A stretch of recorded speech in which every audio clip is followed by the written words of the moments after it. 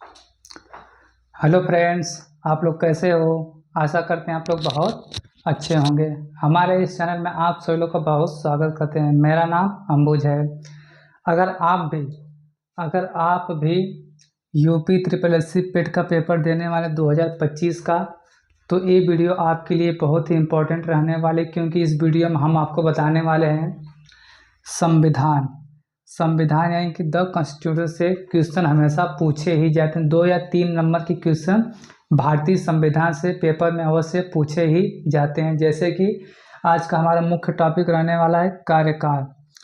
नहीं तो कार्यकाल से 1 नंबर के या 2 नंबर के पेपर में यूपी ट्रिपल एससी पेट में हमेशा पूछे ही जाते हैं। जैसा कि मेरे पास आपको ये दिखा देखिए, ये 2022 का पेपर जो कि इसमें पूछा गया था, यूपी ट्रिपल एससी पेट में पूछा गया था कि कार्यकाल से जितने भी क्वेश्चन होते हैं सभी क्वेश्चनों को इस पेपर में पूछा गया था। पेज नंबर आपको हम दिखा दे रहे हैं। पेज नंबर देखिए, यहाँ पर 4 नंबर पेज पर दिया गया है और 4 नंबर के पेज पे यहाँ पर एक क्वेश्चन पूछा गया कि लोकसभा का कार्यकाल कितने वर्ष होता है, राज्यसभा का कार्यकाल कितने वर्ष तक होता है, प्रधानमंत्री का कार्यकाल कितने वर्ष होता है।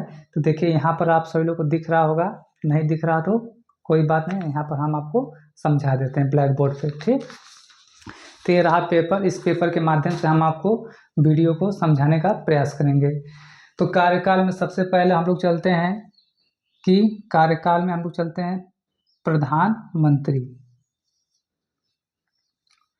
अगर पूछा जाए कि पीएम यानी पीएम का फुल फॉर्म होता है प्राइम मिनिस्टर। प्राइम मिनिस्टर का प्रधानमंत्री का कार्यकाल कितने वर्ष माना जाता है, तो इनका कार्यकाल कितने वर्ष तक होता है, तो 5 वर्ष तक इनका कार्यकाल होता है। ठीक, जो कि ये भी क्वेश्चन पूछा गया था। अब इसके बाद आते हैं राष्ट्रपति। राष्ट्रपति वर्तमान में कौन हमारे हैं, तो राष्ट्रपति का अगर पूछा जाए कि राष्ट्रपति का कार्यकाल कितने वर्ष होता है, तो राष्ट्रपति महोदय का कार्यकाल भी हो जाता है कितने वर्ष, 5 वर्ष। ठीक, तो अगर चाहे प्रधानमंत्री का कार्यकाल पूछा जाए चाहे राष्ट्रपति जी का कार्यकाल पूछा जाए, तो दोनों लोगों का कार्यकाल कितने वर्षों तक होता है, तो 5 वर्ष तक इन दोनों लोगों का कार्यकाल माना जाता है। ठीक, अब इसके बाद आगे चलते हैं हम लोग। एक होता है राज्य सभा और एक होता है लोक सभा। एक होता है लोकसभा और एक होता है राज्यसभा। अगर इन दोनों का कार्यकाल कितने वर्षों तक माना जाता है, तो इन दोनों के कार्यकाल में डिफरेंट माना जाता है। अगर लोकसभा का कार्यकाल पूछा जाए तो 5 वर्ष, अगर राज्यसभा का पूछा जाए तो 6 वर्ष। ठीक, तो राज्यसभा का कार्यकाल कितने वर्ष माना जाता है, 6 वर्ष माना जाता है। अब और लोकसभा का पूछा जाए तो कितने वर्ष इसका माना जाता है, 5 वर्ष। लोग इसी में कंफ्यूज हो जाते हैं। यही क्वेश्चन पेपर में यूपी ट्रिपल एससी पेट 2022 के 23 में पूछा गया था कि राज्यसभा का और लोकसभा का कार्यकाल कितने वर्ष होता है। बहुत लोगों को कन्फ्यूजन बना रहता है कि लोकसभा का कार्यकाल कितने वर्ष होता है, 5 वर्ष होता था, मगर बहुत लोग ऑप्शन में 5 वर्ष लगा कर आए थे। मगर इसी में कन्फ्यूजन को दूर करने के लिए हम आपको बता दें कि लोकसभा का कार्यकाल 6 वर्ष माना जाता है। राज्यसभा का कार्यकाल 6 वर्ष माना जाता है और लोकसभा का कितने वर्ष माना जाता है, तो लोकसभा का 5 वर्ष माना जाता है। आप लोग इसे नोट डाउन भी कर सकते हैं या स्क्रीनशॉट भी ले सकते हैं। इस क्वेश्चन में से एक क्वेश्चन आपको अवश्य देखने को मिल सकता है।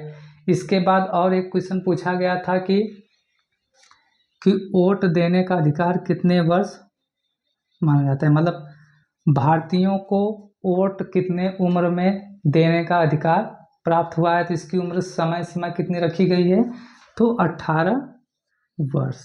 ठीक, ये भी क्वेश्चन यूपी ट्रिपल एससी में बहुत बार पूछा गया कि वोट यानी कि मतदान करने की उम्र समय सीमा कितनी रखी गई है, तो 18 वर्ष रखी गई है।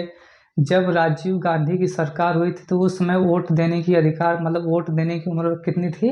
22 वर्ष। इसको भी आप लोग नोट डाउन कर सकते हैं। सॉरी 21 यानी कि 21 वर्ष रखी गई थी।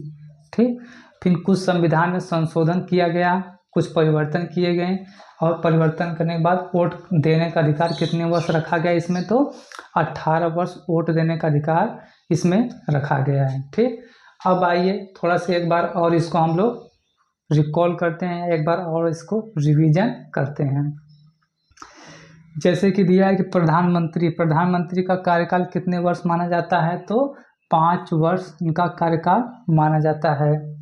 अगर प्रधानमंत्री से एक दो क्वेश्चन और पूछे कि जैसे कि मान लीजिए कि वर्तमान के जो प्रधानमंत्री जो जीते हैं वो कौन से संसदीय क्षेत्र से आते हैं? तो शायद इनसे भी एक क्वेश्चन बन सकता है। तो वाराणसी संसदीय क्षेत्र कौन सा हो जाएगा? वाराणसी, यानी कि इसको बनारस भी कहते हैं। ठीक, वाराणसी भी कहा जाता है और इसको बनारस भी कहा जा सकता है। अगर पूछ दे कि प्रधानमंत्री कौन से क्षेत्र से संसदीय क्षेत्र जीते हुए हैं तो बनारस कह सकते हैं, या वाराणसी से संसदीय क्षेत्र से जीते हुए हैं, जो कि भारत के प्रधानमंत्री वर्तमान समय में इनको चुना गया है। ठीक, फिर उसके बाद राष्ट्रपति जी हमारे कौन है? तो राष्ट्रपति जी जैसा कि आप सभी लोग पता है कि वर्तमान में द्रौपदी मुर्मू जी हैं, जो कि उड़ीसा क्षेत्र से आती हैं। फिर इसके बाद राज्यसभा का इनका कार्यकाल कितने वर्ष होता है? 5 वर्ष होता है। और राज्यसभा का कार्यकाल कितने वर्ष होता है? 6 वर्ष। लोकसभा का कार्यकाल 5 वर्ष। वोट देने का अधिकार कितने वर्ष रखा गया वर्तमान में? तो वोट देने का अधिकार वर्तमान में 18 वर्ष रखा गया है। ठीक, ये सब क्वेश्चन किसी न किसी एग्जाम में अवश्य पूछे ही जाते हैं, जैसे कि वनडे एग्जाम में भी पूछे जाते हैं।